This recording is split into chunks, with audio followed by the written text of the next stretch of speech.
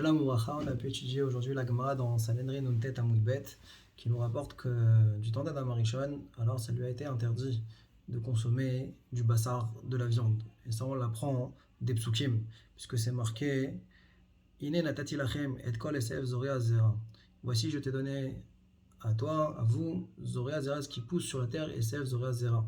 Et de là ça vient exclure toute autre source d'alimentation.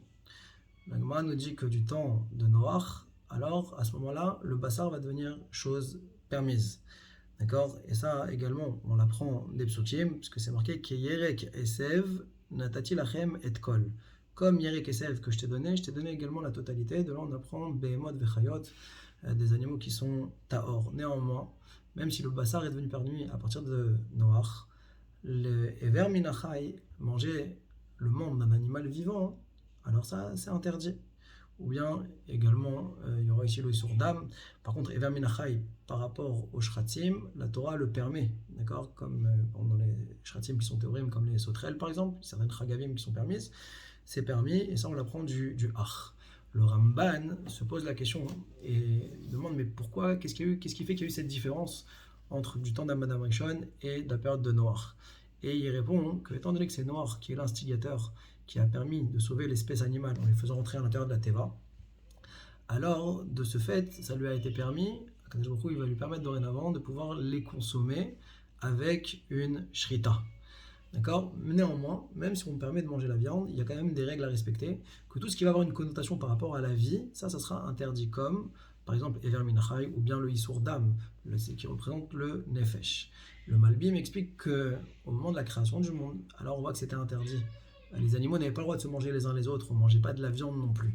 Quelle est l'idée qui se trame derrière? Réellement, c'est de dire que le monde à Metoukan, le monde dans sa perfection, et qu'on ne mange que des végétaux, que ce qui pousse dans la terre.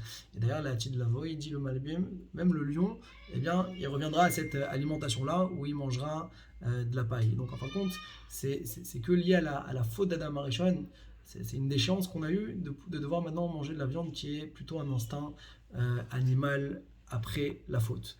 On a pu étudier le Pele Yoetz, qui nous donne une source également que Tsar Balechem c'est d'Oraïta.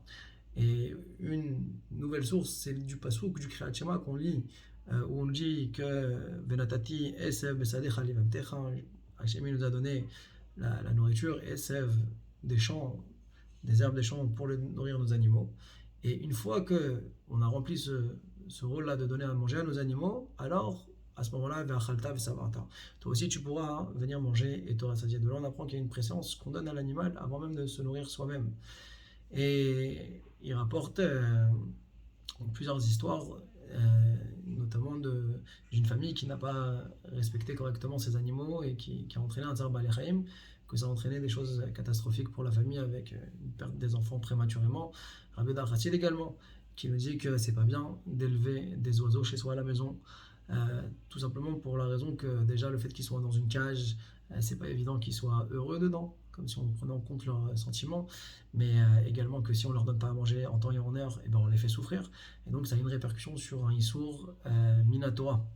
C'est pour ça qu'il dit que vaut mieux avoir une personne qui, quand elle achète un poulet ou quoi, qu'elle lui fasse la immédiatement pour ne pas enfreindre pendant la période de l'attente le Issour Tsar Balechem Minatora. Une dernière question qui s'est posée, le Péloëtz, de savoir est-ce qu'on peut généraliser ce Issour Tsar Balechem par rapport aux hommes et par rapport à l'être humain, est-ce qu'on peut transposer? Et sur ça, il dit que même si on ne veut pas dire que c'est de Horaïta, en tout cas quand il s'agit des petits-enfants qui sont dépendants de nous, à l'instar de l'animal, que lui aussi il a ses yeux rivés sur son propriétaire quand est-ce qu'il va lui donner à manger, eh bien il y a ce Issour de Horaïta dès qu'il y a une notion de dépendance, et Akadosh Baruch Hu, il juge mesure pour mesure, que de la manière qu'on fait attention à ceux qui sont dépendants de nous, Hachem, que nous on est des dépendants de lui, alors il fera aussi attention à nous dans cette même mesure-là. Pour conclure, il dit qu'il faut faire attention à ça, que une personne, elle ne doit pas être l'instrument de souffrance de l'autre. Même si Hachem il aurait décrété qu'une personne doit souffrir, nous on ne doit pas être le paro en question qui vient infliger la souffrance. Et c'est pour ça que même par exemple cracher dans la rue et que ça va répugner quelqu'un, alors c'est marqué qu'on devra rendre des comptes même sur ça. Chazak U'Baruch, Shabbat Shalom.